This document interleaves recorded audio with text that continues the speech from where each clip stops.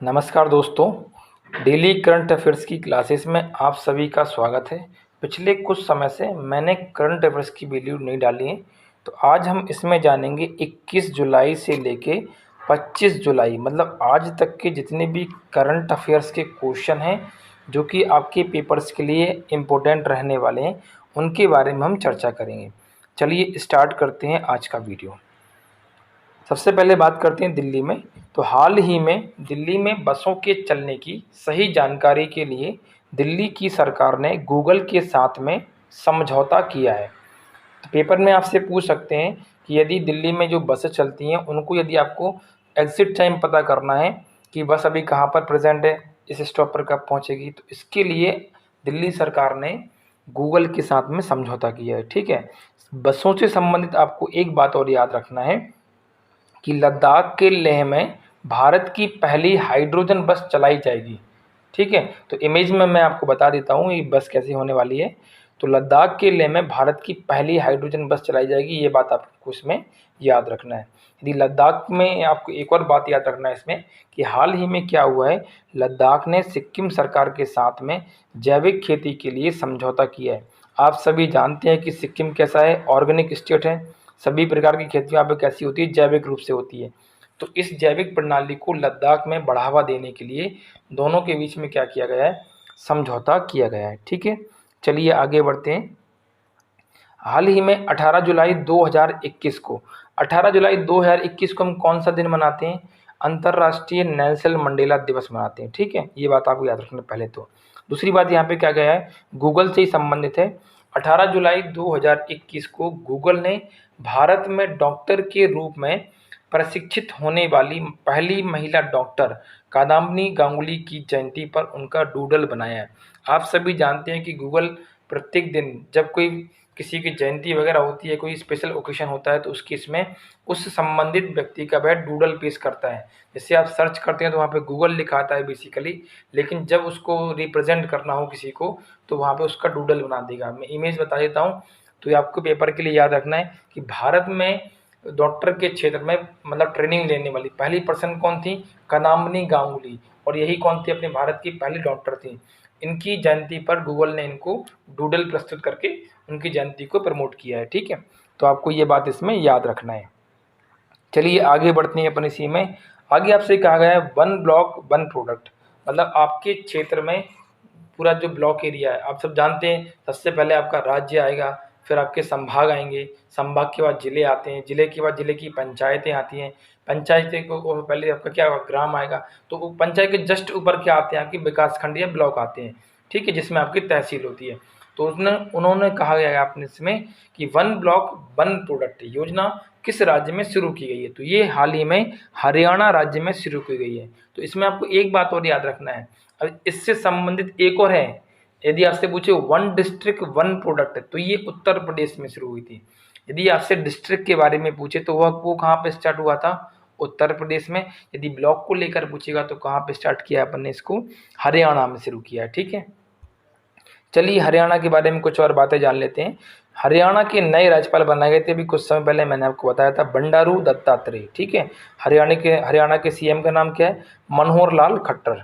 आगे पढ़ते हैं। हरियाणा के पंचकुला में खेलो इंडिया यूथ 2022 आयोजित किए जाएंगे। मैंने कुछ दिनों पहले आपको बताया था कि खेलो इंडिया अभी क्या है, कोरोना के कारण नष्ट कर दी गए, लेकिन 2022 में इनको कहाँ पर आयोजित किया जाएगा, हरियाणा के पंचकुला शहर में। ठीक है, आगे जानते हैं। और हरियाणा में क्या हुआ, यहाँ पर भारत की पहली ग्रेन एटीएम मशीन लगाई गई है। ग्रेन मतलब मैंने आपको बताया था क्या होता है, जो अनाज निकालती है। नॉर्मली एटीएम से पैसे निकलते हैं, इससे क्या निकलेंगे, आपका अनाज निकलेगा। तो भारत की पहली ग्रेन एटीएम मशीन कहाँ पे लगी है, आपको क्या याद रखना है, हरियाणा में। ठीक है, तो इतनी बातें कम से कम आपको इसमें याद रखना है। चलो अब आगे बढ़ते हैं। इसमें आगे आपसे कहा गया फास्टर स्कीम, FASTER, ये किसके द्वारा लॉन्च की गई है, तो भारत के जो सुप्रीम कोर्ट के मुख्य न्यायाधीश हैं उनके द्वारा एक नई स्कीम लॉन्च की गई है। इसका नाम क्या है, फास्टर। अब ये क्यों की गई है, देखिए बहुत से लोग जो होते हैं, जो गुनाह करते हैं, अपराध करते हैं, तो कई बार क्या होता है उनमें उनका हाथ नहीं होता, लेकिन फिर भी वो जेल में बंद रहते हैं। तो उनकी इस व्यवधाओं को दूर करने के लिए उच्चतम न्यायालय के न्यायाधीश ने क्या स्टार्ट किया है, फास्ट ट्रैक। इससे क्या होगा, जो भी लंबित मामले पड़े हुए हैं, जो पेंडिंग पड़े हैं, उनको जल्दी जल्दी क्लियर किया जाएगा। ठीक है। यदि बात करें भारत के सुप्रीम कोर्ट के मुख्य न्यायाधीश की, तो उनका नाम क्या है, रमना, NV रमना। यह सुप्रीम कोर्ट के 48वें मुख्य न्यायाधीश बने थे। ठीक है। इनसे पहले रंजन गोगोई जी सुप्रीम कोर्ट के मुख्य न्यायाधीश थे। तो पेपर के लिए तीनों बातें याद रखना है। सीधा सरल सा क्वेश्चन आएगा, फास्टर किससे संबंधित है, तो आपको क्या याद रखना है, उच्चतम न्यायालय से संबंधित है। चलिए आगे बढ़ते हैं अपन इसमें। आगे यहाँ पर एक एक्सरसाइज की बात की गई है, अभ्यास के बारे में। इसमें आपसे क्या है, INS ताबर। ताबर आपको मैंने पढ़ाया पहले बीच में भी। ये क्या है, तलवार श्रेणी का एक INS है, जो क्या है, भारतीय सेना का है। तो INS ताबर 2 दिवस के लिए नौसैनिक अभ्यास मैरीटाइम पार्टनर एक्सरसाइज के लिए फ्रांस गया था। ठीक है। तो आपको ये बात याद रखना है, यह अभ्यास भारत और फ्रांस की नौसेना के बीच में हुआ था। तो आपको तो केवल इतना याद रखना है कि INS ताबर कहाँ पर अभ्यास करने के लिए गया है, तो कहाँ पे गया है, फ्रांस गया है। ठीक है। उस अभ्यास का नाम क्या है, मैरीटाइम पार्टनर एक्सरसाइज। और एक और यदि ज़्यादा डीप में क्वेश्चन पूछेगा तो यह पूछ लेगा कि INS जो ताबर है ये किस श्रेणी का है, तो आपको क्या याद रखना है, तलवार श्रेणी का है। ठीक है। चलिए आगे बढ़ते हैं इसी में। यह अभ्यास फ्रांस के ब्रिटनी नहीं कहा मैंने, ब्रिटनी बंदरगाह के समीप बे ऑफ बिस्के में हुआ है। जैसे हमारे यहाँ पे बे ऑफ बंगाल है, बंगाल की खाड़ी है, वैसे ही फ्रांस के पास में उनके आसपास एक समुद्री एरिया है जिसका नाम क्या है, बे ऑफ बिस्के। ठीक है। तो बे ऑफ बिस्के के समीप में एक बंदरगाह है, इसका नाम क्या है, ब्रिटनी। वहाँ पर इसको आयोजित कराया गया है। तो इतनी बातें थोड़ी याद रखिए आप इसमें। फ्रांस की राजधानी क्या है, पेरिस। यहाँ पर मुद्रा क्या चलती है, यूरो। और यहाँ के राष्ट्रपति कौन है, इमैनुअल मैक्रोन। तो इतनी बातें आप इसमें याद रखिएगा। ठीक है। चलिए इसी में थोड़ा और आगे जान लेते हैं अपन। अभी कुछ समय पहले ही INS ताबर इटली में नौसैनिक अभ्यास के लिए पहुंचा था। देखिए आप सभी, यदि मैप में मैं आपको दिखा दूं तो इटली सबसे पहले INS ताबर कहाँ गया, इटली में गया। ठीक है। इटली में उसने अभ्यास किया, किसके साथ में किया, भारत और इटली दोनों ने मिलकर किया। उसका नाम क्या है, नाम इन्होंने कुछ दिया नहीं उसमें, उन्होंने केवल इतना कहा कि दोनों के बीच में नौसैनिक अभ्यास किया गया। और जो कहाँ पे आयोजित कराया गया था, भूमध्य सागर में। तो इटली से जैसे इनका अभ्यास खत्म हुआ तो ये कहाँ पहुँचे, उसके आगे देखिए मैप में, देखिए मैप में देखिएगा आप, इटली के आगे क्या दिया आपको, फ्रांस। तो यहीं कहीं ये आगे बढ़ गया और 2 दिवस के अभ्यास के लिए क्या पहुँच गया, फ्रांस। फ्रांस के साथ में जो अभ्यास होने वाला है वो कहाँ पर होने वाला है, बे ऑफ बिस्के में। और ये कहाँ पे हुआ था, भूमध्य सागर में। तो दोनों बातें याद रखना है। पार्टिसिपेट करने वाले व्यक्ति जो जहाज है उसका नाम क्या है, INS ताबर। और ये तलवार श्रेणी का है। ठीक है। चलिए कुछ और अभ्यास के बारे में जान लेते हैं अपन। आने वाले समय में भी भारत और फ्रांस के बीच में वरुण अभ्यास होने वाला है। ठीक है। तो ये जो अभ्यास है नौसैनिक अभ्यास है, और यह भी, इस अभ्यास में भी कौन भाग लेगा, INS ताबर भाग लेगा। आगे जानिएगा, भारत और रूस के बीच में होने वाले इंद्र अभ्यास, यह भी एक कैसा है, नौसैनिक अभ्यास है। और इस अभ्यास में भी INS ताबर भाग लेगा। तो INS ताबर से संबंधित आपको कम से कम इतनी बातें तो याद रखना ही होगी। ठीक है। चलिए अब आगे बढ़ते हैं। आगे आपसे कहा गया है इसमें कि हाल ही में नाटो मतलब क्या है, एक संस्था है, ऑर्गेनाइजेशन है, एक संगठन है। इसका फुल फॉर्म क्या होगा, उत्तरी अटलांटिक संधि संगठन, नॉर्थ अटलांटिक ट्रीटी ऑर्गेनाइजेशन ने संयुक्त राज्य अमेरिका एवं अन्य देशों के हजारों सैन्य बलों के साथ में अल्बानिया में संयुक्त सैन्य अभ्यास, जिसका नाम क्या है, डिफेंडर यूरोप 21 शुरू किया है। देखिए पेपर के लिए सिंपल सी बात याद रखना है कि डिफेंडर यूरोप 21 किन किन के बीच में आयोजित किया गया है। तो नाटो और अमेरिका, नाटो मतलब क्या है, नाटो में आपके अलग अलग देश हैं जो कि इनका पूरा एक संघ बना हुआ है, मतलब एक पूरा ऑर्गेनाइजेशन। नाटो में जितने भी सदस्य देश हैं उन देशों के बीच और अमेरिका की सेना के बीच में ये अभ्यास आयोजित किया गया। और क्वेश्चन पूछेगा कि ये कहाँ पर हुआ है अभी रिसेंटली, तो आंसर क्या होगा, अल्बानिया में। ठीक है। आगे नाटो के बारे में जानिए आप। नाटो की स्थापना की गई थी 4 अप्रैल 1949 को, और इसका मुख्यालय क्या है, बेल्जियम। बेल्जियम में कहाँ पर है, ब्रुसेल्स में। ठीक है, तो इतनी बातें आपको इसमें याद रखना है। यदि आपसे नाटो का पूछा जाए कि नाटो ने हाल ही में यूक्रेन के साथ में किया है, देखिए नाटो ने यदि यूएसए के साथ में किया है तो उसका नाम क्या है, डिफेंडर यूरोप 21। यदि इसने यूक्रेन के साथ में किया है, किसने, नाटो ने, तो उसका नाम क्या होगा अभ्यास का, सी ब्रिज। ठीक है, यदि भारत और मंगोलिया के बीच में कोई अभ्यास होता है तो उसका नाम क्या होगा, नोमैडिक एलिफेंट। ठीक है, यदि भारत, यूएसए, जापान और ऑस्ट्रेलिया के बीच में अभ्यास किया जाता है तो उस अभ्यास का नाम क्या है, पासेक्स या फिर मालाबार अभ्यास। तो ये बात आपको इसमें याद रखना है। आगे आप जानिएगा TTX 2021, इसका फुल फॉर्म क्या है, trilateral table top exercise. Full form क्या है इसका, ट्राईलेटरल टेबल टॉप एक्सरसाइज, मतलब त्रिपक्षीय टेबल टॉप अभ्यास। त्रिपक्षीय क्यों, क्योंकि इसमें 3 देश शामिल हुए हैं। कौन कौन से, भारत, श्रीलंका और मालदीव। इनके बीच में अभी हाल ही में वर्चुअली रूप से, मतलब वीडियो कॉन्फ्रेंस से क्या किया गया है, इस अभ्यास को आयोजित करवाया गया। और इस अभ्यास को हम एक और नाम से जानते हैं, इसका नाम क्या है, शील्ड अभ्यास। तो ये बात आपको इसमें याद रखना है, ये अभी रिसेंटली हुआ है, कुछ दिन पहले ही। ठीक है, चलिए आगे बढ़ते हैं। आगे खबर है नेपाल से। खबर क्या है आपकी कि भारत ने नेपाल के लिए एक विशेष ट्रेन, फ्रेंडशिप ट्रेन का सफल परीक्षण किया है। अब इस ट्रेन का नाम ही पूछेगा आपसे एग्जाम में कि फ्रेंडशिप ट्रेन किन 2 देशों के बीच में चलाई जाएगी, तो आंसर क्या होगा, भारत और नेपाल। ठीक है, आगे जानिए इसी में, यह ट्रेन बिहार के, मतलब भारत में कहाँ से चलेगी ये, भारत के बिहार राज्य के जयनगर। ठीक है, जयनगर मतलब कहाँ पड़ता है, मधुबनी जिले से नेपाल के कुर्था के बीच में 34.50 किलोमीटर चलेगी। तो आपको केवल इतनी याद रखना है कि यदि और डीप में पूछेगा तो कहाँ से कहाँ चलेगी, बिहार से नेपाल के कुर्था के बीच में। ठीक है, और आपको बिहार में याद रखना है मधुबनी जिले के जयनगर से इसको स्टार्ट किया जाएगा। ठीक है, यदि एक शब्द आपका आ जाए मधुबनी जिला, तो आपने यदि सुना हो इसके बारे में कि मधुबनी जिला पूरे विश्व में अपनी चित्रकला के लिए प्रसिद्ध है। मैं एक पेंटिंग आपको शो करा रहा हूँ, ये मधुबनी की चित्रकला है, तो आपको ये देख लीजिए आप इसको। तो ये क्या है, इसको एक और नाम से जानते हैं, मिथिला पेंटिंग। ठीक है, तो ये पूरे विश्व में प्रसिद्ध है। तो आपको इतनी बातें भी इसको याद रखना है। ठीक है, अब चलिए, जब नेपाल में ये ट्रेन चली है तो नेपाल के बारे में कुछ बिंदु जान लेते हैं जो कि अभी हाल ही में घटित हुए हैं। सबसे पहले नेपाल की राजधानी काठमांडू है, और क्या है, नेपाल में ही क्या है, सार्क देशों का मुख्यालय है। नेपाल में कहाँ पर, काठमांडू में। तो काठमांडू में सार्क देशों का मुख्यालय है। अब ये सार्क देश क्या होते हैं, सार्क देश का पूरा नाम क्या होता है, south Asian association for regional cooperation. ठीक है, इसकी स्थापना की गई थी 8 दिसंबर 1985 में। इसमें कुल देश कितने थे, स्टार्टिंग में 7, बाद में 2008 में इसमें अफगानिस्तान भी शामिल हो गया। तो वर्तमान समय में इसमें कुल 8 देश हैं।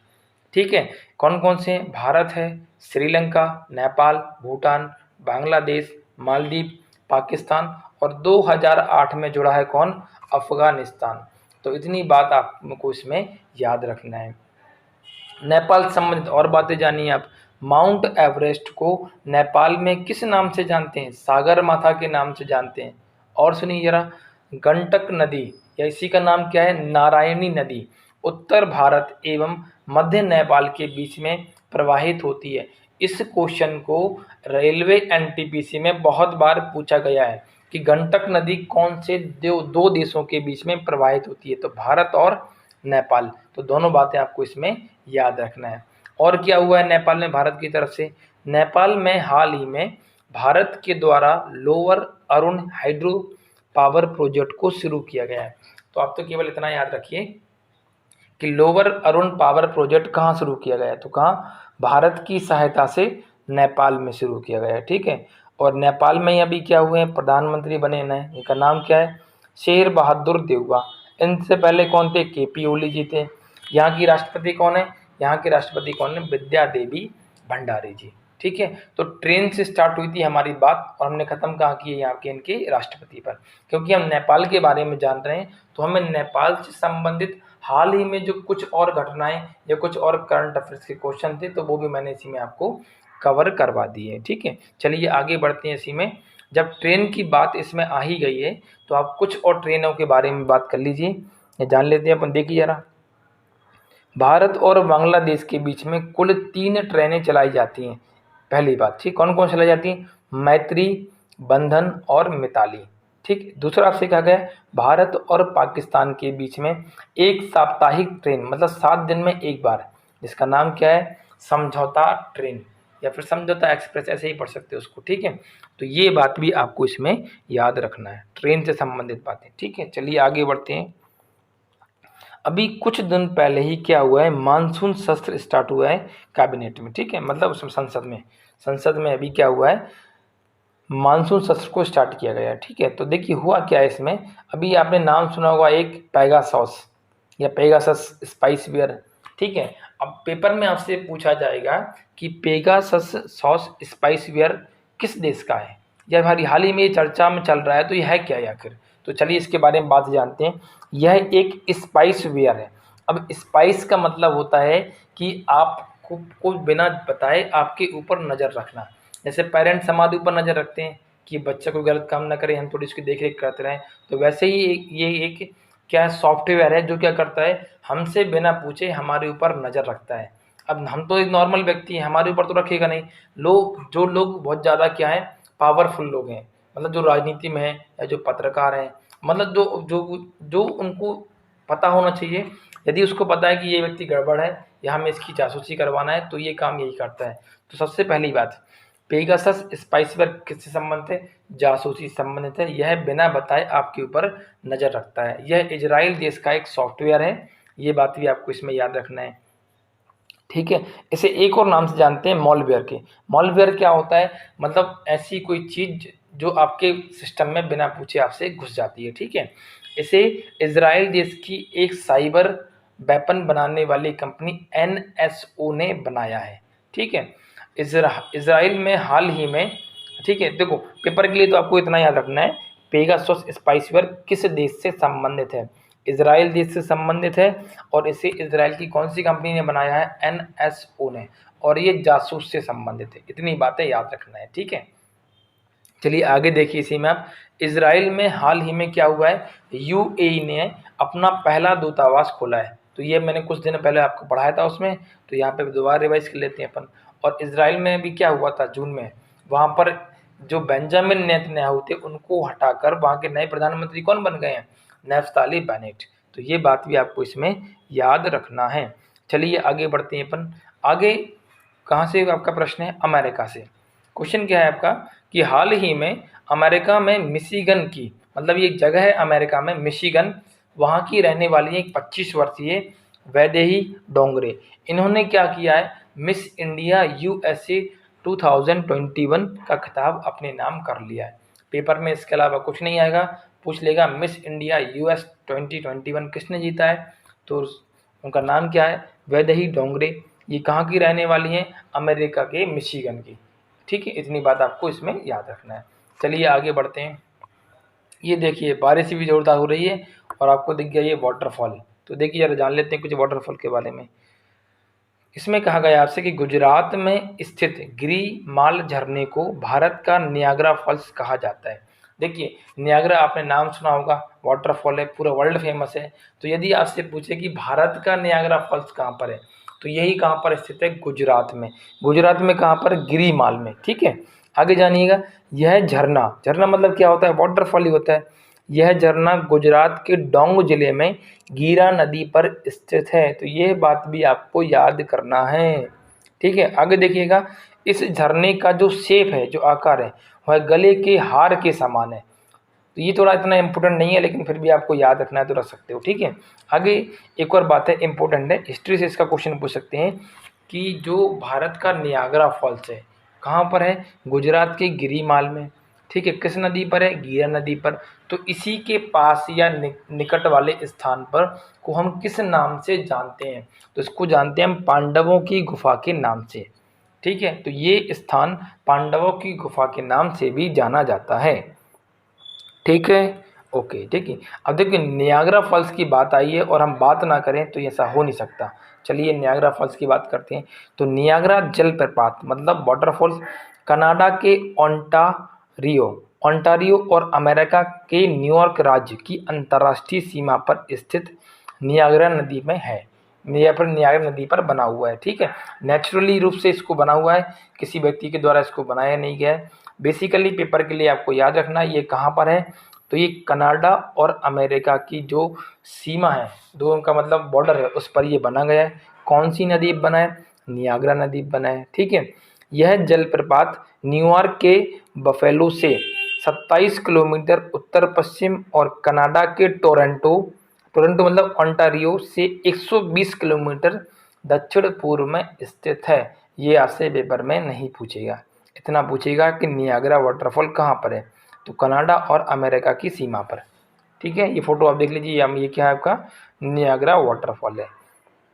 चलिए अब आगे बढ़ते हैं। आगे जो आपका न्यूज़ है वो कहाँ से है? चीन से। तो चीन ने भैया क्या कर दिया है, दुनिया की सबसे तेज चलने वाली ट्रेन का सफल परीक्षण कर लिया है। देखिए आप, मतलब ये ट्रेन है जो आप सेफ देखिए उसको कितना खतरनाक दिख रहा है, कितना लग्जरी टाइप से। ठीक है, तो इस ट्रेन की जो स्पीड रहने वाली है वो कितनी है? मैक्सिमम इनके द्वारा बताया गया है 600 किलोमीटर प्रति घंटा। ठीक है, और इस ट्रेन का नाम क्या है? Maglev train.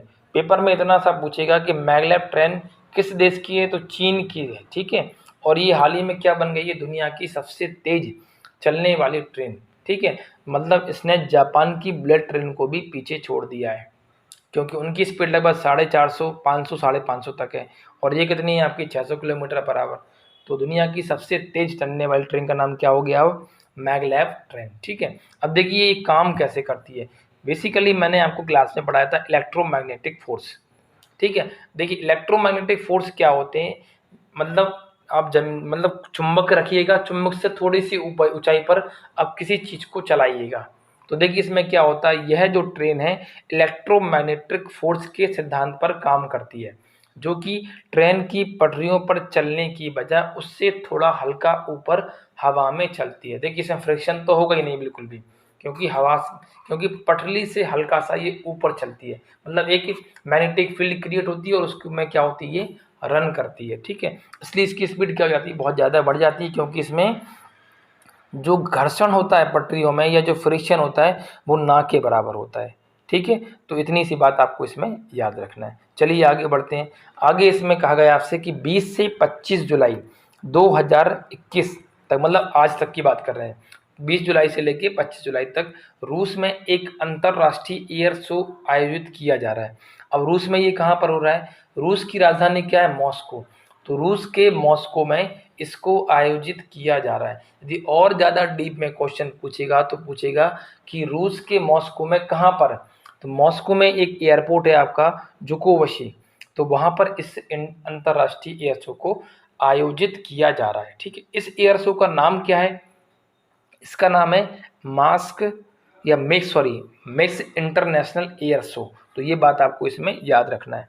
अब भैया इसमें हो क्या रहा है, इसमें देखिए क्या होगा, जितने भी नेवी के आपके क्या होते हैं, एयर शो होते हैं, तो वो यहाँ पर अंतर्राष्ट्रीय रूप से इसको किया जा रहा है। ठीक है, तो अलग अलग देशों के जितने भी आपके फाइटर प्लेन्स वगैरह होंगे या हेलीकॉप्टर होंगे, वो यहाँ जाकर अपना प्रदर्शन करेंगे कि हमारी ताकत देखिए आप, और हमारी ताकत देखिए, हमारे पास ये है और हमारे पास ये। तो एक प्रकार से मतलब प्रदर्शनी टाइप की हो रही है यहाँ पर, क्या प्रदर्शनी किसकी? एयर शो की। ठीक है, तो भारत की तरफ से यहाँ पर कौन हिस्सा ले रहा है? तो भारत की ओर से इस एयर शो में सारंग हेलीकॉप्टर एवं ध्रुव लाइट कॉम्पैक्ट हेलीकॉप्टर हिस्सा लेगा। सारंग हेलीकॉप्टर क्या हल्का सा हैवी है, जहां कहीं भी लाइट शब्द आ जाए, लाइट मतलब हल्का सा, लाइट मतलब वजन में कम, तो दो हेलीकॉप्टर यहाँ पे भाग ले रहे हैं, सारंग हेलीकॉप्टर और ध्रुव हेलीकॉप्टर यहाँ पर हिस्सा लेने पहुंचे हुए हैं। ठीक है, तो आपको इसमें ये बात याद रखना है, भारत की ओर से यहाँ पे किसने पार्टिसिपेट किया हुआ है। ठीक है, आगे जाइए जरा। यदि हम बात करें सारंग हेलीकॉप्टर की, चलिए इमेज दिखाइए जरा, सारंग हेलीकॉप्टर क्या है, देख लिया इमेज। चलिए अब देखते हैं। सारंग हेलीकॉप्टर को भारतीय नौसेना में 2003 में शामिल किया गया था। ठीक है, अब आगे जानिए जरा, ध्रुव लाइट कॉम्पैक्ट हेलीकॉप्टर भारतीय नौसेना में 1992 में शामिल किया गया था एवं इसकी रेंज कितनी है, 660 किलोमीटर। आगे जानिए जरा, तेजस लाइट कॉम्पैक्ट हेलीकॉप्टर, इसका फोटो भी देख लीजिए तेजस वाले का, ठीक है, ये फाइटर प्लेन है, इसको भारतीय नौसेना में 2016 में शामिल किया गया था। अब मैं ये सब आपको क्यों बता रहा हूँ, क्योंकि यहाँ पे जरूरत तो केवल सारंग और ध्रुव की है। मैं इसलिए बता रहा हूँ क्योंकि ये सब हेलीकॉप्टर और फाइटर प्लेन से संबंधित हैं, तो ये कब कब शामिल किए गए थे, हिस्ट्री का भी क्वेश्चन इसमें ये बन जाएगा कि इनको पहली बार इंडियन नेवी में कब इनको पार्टिसिपेट किया गया था। तो तेजस को कब मिलाया गया था, 2016 में। इसकी रेंज कितनी है, 3000 किलोमीटर। देखिए जरा, रेलवे के एग्जाम में तेजस की स्पीड को बार बार रिपीट किया जा रहा है। इसमें अभी पेपर में आया था एनटीपीसी के एग्जाम में कि तेजस जो लाइट कॉम्पैक्ट वाला हेलीकॉप्टर है, इसकी रेंज कितनी है, तो रेंज कितनी है, 3000 किलोमीटर। ठीक है, अब इन तीनों हेलीकॉप्टर को बनाया किसने, इन तीनों हेलीकॉप्टर को हिंदुस्तान एरोनॉटिक्स लिमिटेड नामक कंपनी के द्वारा बनाया गया है, जो कि भारत की कंपनी है। और इस कंपनी का मुख्यालय कहाँ पर है, बेंगलुरु में। ठीक है, चलिए ठीक है, जान लिया आपने इतनी बात। अब एक बात और जान लीजिए आप, क्योंकि आज है 25 तारीख, तो इसमें क्या हुआ है, जब मॉस्को में इसको आयोजित किया जा रहा है, किसको, अंतर्राष्ट्रीय एयर शो को। ठीक है, तो इसमें रूस की तरफ से कौन सा फाइटर जेट शामिल किया गया है, तो ये थोड़ा अच्छा सा क्वेश्चन है, यदि डीप में पूछेगा तो आपसे पूछ लेगा। तो आपको क्या याद रखना कि मॉस्को में आयोजित हो रहा है जो अंतर्राष्ट्रीय एयर शो 2021, तो रूस ने इसमें अपना 5वीं पीढ़ी का सुखोई चैटमिक फाइटर प्लेन को क्या किया है, पेश किया है। तो पेपर के लिए आपको क्या याद रखना है, सुखोई चैटमिक फाइटर प्लेन। और ये वाला जो प्लेन है, ये सीधे तौर पर अमेरिका के फाइटर जेट S-35 को चुनौती पेश करेगा। तो दोनों बातें आपको याद रखना है कि रूस ने इस अंतर्राष्ट्रीय शो में अपनी तरफ से सुखोई चैटमैक फाइटर को प्रस्तुत किया है, और जबकि अमेरिका ने किसको किया है, फाइटर जेट S-35। ये दोनों आपस में दूसरे को चुनौती पेश करेंगे। ठीक है, तो इतनी बातें आपको इसमें याद रखना है। चलिए आगे बढ़ते हैं। आगे आपके जो क्वेश्चन है या जो न्यूज़ है, ये आई है पेरू से। तो पेरू के नए राष्ट्रपति पेड्रो कैस्टिलो बन गए हैं। अब ये क्यों बने भैया, देखो इनसे पहले जो यहाँ पर प्रधानमंत्री जी थे, राष्ट्रपति जी थे, उनके ऊपर उन्होंने बहुत ज़्यादा क्या कर लिया था, करप्शन। तो उनको पहले हटाया गया, फिर उन पर क्या जांच बिठाई गई, और वो करप्शन में क्या हुआ, साबित हो गया, तो उनको क्या कर दिया, करप्शन हो गया, उन्होंने करप्शन किया तो उनको हटा दिया उनके पद से। तो नए चुनाव होना चाहिए यहाँ पे, तो नए रूप से पार्टी ने क्या किया, इनको नियुक्त कर लिया गया। तो पेपर के लिए केवल इतना याद रखिए आप तो कि पेरू के नए राष्ट्रपति कौन बने हैं, तो पेड्रो कैस्टिलो को पेरू का नया राष्ट्रपति बनाया गया। अब यह देश कहाँ पे पड़ता है, देखिए पेरू जो देश है, यह देश दक्षिणी अमेरिकी महाद्वीप में स्थित है। इसकी राजधानी क्या है, लिमा, और यहाँ पे जो मुद्रा चलती है क्या है, पेरूवाई न्यूवो सोल। ठीक है, और जरा एक बात और जानिए, पेरू संबंधी कुछ बिंदु हैं।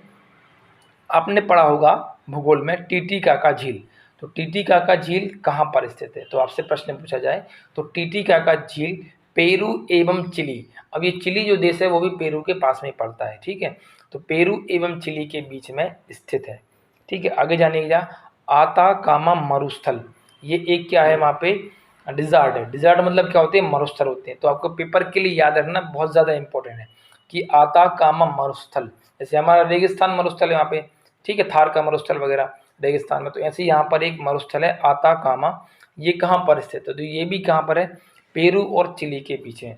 और इसी मरुस्थल में क्या है, एंडीज पर्वतमाला से प्रशांत तट तक ये मरुस्थल क्या हुआ, ऊपर से नीचे तक पूरी तरीके से फैला हुआ है। ठीक है, चलिए मैं आपको बता देता हूँ एक इमेज के माध्यम से। देखिए ये हो गया पेरू, ठीक है, ये कौन से कॉन्टिनेंट में, दक्षिणी अमेरिकी महाद्वीप में ये स्थित है। ये देखिए टीटीकाका झील मैं आपको दिखा रहा हूँ, ये रहा, पेरू और चिली के बीच में स्थित है। ये हो गया आताकामा मरुस्थल, ये कहाँ शुरू हो रहा है, ऊपर से एंडीज मरुस्थल से शुरू होकर कहाँ पे आ रहा है, प्रशांत तक तट के तक ये क्या है, पूरी तरीके से फैला हुआ है। चलिए आगे बढ़ते हैं। आगे आपसे क्वेश्चन पूछा गया है कि हाइपरसोनिक क्रूज मिसाइल का सफल परीक्षण किस देश के द्वारा किया गया है, और इस मिसाइल का नाम क्या है, जिरकोन। तो देखिए ये मिसाइल के मामले में या तो इजराइल सबसे आगे है, या फिर रूस आगे है, या फिर चीन, और कौन एक और है, अमेरिका। लेकिन यहाँ पर हाल ही में किसने किया, रूस ने परीक्षण किया है। तो रूस ने हाल ही में जिरकोन हाइपरसोनिक क्रूज मिसाइल का सफल परीक्षण किया है। ठीक है, इस मिसाइल को ड्रिकोन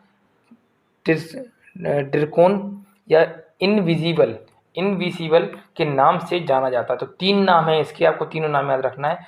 पहला नाम क्या होगा इसका? जिरकोन। दूसरा क्या होगा? टीसिरकोन। और थर्ड क्या होगा आपका? इनविजिबल। ठीक है, जो कि आपने देखा होगा कई बार, मतलब कुछ इसका टर्म होता है, मुझे याद नहीं आ रहा, अब तो इतने नाम याद रखिए। और इस मिसाइल की रेंज कितनी है? 1000 किलोमीटर। ठीक है, यदि आपसे पूछे रूस की अन्य मिसाइलें और कौन कौन सी हैं, तो एवेंगार्ड और किंजल नाम से 2 अन्य मिसाइल हैं जिनका भी हाल ही में क्या हुआ है? परीक्षण किया गया है। रूस की राजधानी क्या है? मॉस्को। और ये रूस की जो संसद है इसको किस नाम से जानते हैं? ड्यूमा के नाम से जानते हैं। और यहाँ के जो राष्ट्रपति कौन है? व्लादिमीर पुतिन है, आप जानते हैं ये नाम इनका। ठीक है, चलिए अब आगे बढ़ते हैं। आगे खबर है ओलंपिक से। ओलंपिक में अभी आपने देखा 23 जुलाई से ओलंपिक स्टार्ट हो गया है। ओलंपिक को लेकर जितने भी क्वेश्चन बनेंगे उनको लेकर मैं एक आपको अलग से वीडियो बना दूंगा, क्योंकि इसमें मिक्सअप नहीं करेंगे, क्योंकि वो आपकी स्पोर्ट्स न्यूज़ है, एक बहुत बड़ा ऑर्गेनाइजेशन है जो कि स्टार्ट हुआ है, तो उसको लेकर अपन अलग से पढ़ेंगे। ठीक है, देखिए अभी क्या हुआ है। हाँ, टोक्यो ओलंपिक 2020 में सबसे उम्र दराज खिलाड़ी, मतलब सबसे ज़्यादा एजड कौन है? तो वो कौन है? मैरी हाना। ठीक है, ये ऑस्ट्रेलिया की घोड़सवार है। अब जो घोड़े के साथ में दिख रही है वही कहिए ये कौन है? मैरी हाना है। ठीक है, सबसे उम्रदराज ये हो गई। तो सबसे यंगेस्ट कौन है? तो टोक्यो ओलंपिक 2020 में सबसे युवा खिलाड़ी का नाम क्या है? हैंड जाजा। ठीक है, ये आपको दिख रही है, यह सीरिया की एथलीट है और जो कि टेबल टेनिस के खिलाड़ी हैं। तो दोनों बातें आपको पेपर के लिए इसमें याद रखना है। और अभी आपने देखा होगा 23 जुलाई को क्या हुआ है? ओपनिंग सेरेमनी हो गई है। तो भारत की तरफ से ध्वजवाहक कौन बने थे? मनप्रीत सिंह जी थे, जो कौन थे उसमें? हॉकी टीम के कप्तान ने। और कौन है? भारतीय मुक्केबाज महिला, जो कौन है? मैरी कॉम जी। ठीक है, तो इतनी बात आपको इसमें याद रखना है। चलिए आगे बढ़ते हैं। आगे है इसमें आपका क्वेश्चन कि हाल ही में राष्ट्रीय रजत स्कॉच पुरस्कार किस राज्य को दिया गया है? तो ये दिया गया है असम राज्य के कछार जिले को, असम। ठीक है, तो पेपर में ये क्वेश्चन पूछ सकते हैं आपसे कि नेशनल सिल्वर स्कॉच अवार्ड किस स्टेट को दिया गया है? तो आंसर क्या होगा? असम। असम में किस डिस्ट्रिक्ट को दिया गया है? तो कछार डिस्ट्रिक्ट को दिया गया है। ठीक है, तो असम की राजधानी क्या है? दिसपुर है। यहाँ के राज्यपाल कौन है? जगदीश मुखी जी। और यहाँ के मुख्यमंत्री कौन है? हिमंता विश्वा शर्मा जी। ठीक है, तो इतनी बात आपको इसमें याद रखना है। एक और चीज़ है इसमें कि आखिर ये पुरस्कार मिलता क्यों है? देखिए, वहाँ की जो प्रशासनिक क्षेत्र के जो व्यक्ति हैं या जो अधिकारी हैं, वह अपने ज़िले में यदि अतिरिक्त रूप से और अच्छा काम कर रहे हैं तो उस काम को प्रोत्साहित करने के लिए यह पुरस्कार उनको दिया जाता है। और यह पुरस्कार पुष्टि निर्भर नामक योजना के लिए दिया गया है। पुष्टि निर्भर का मतलब क्या होता है? कि पोषण पर निर्भर होने के लिए यह पुरस्कार दिया गया है। इसमें इन्होंने क्या किया गया है कि प्रत्येक घरों में पेड़ों को लगाया गया है जो कि पोषण प्रदान करने वाले हैं, सब्जी वगैरह हुई आपकी ये सब। ठीक है, चलिए इसके बारे में थोड़ा और जान लेते हैं, जाने इस पुरस्कार के बारे में। तो 2003 में इस पुरस्कार को पहली बार स्थापित किया गया था।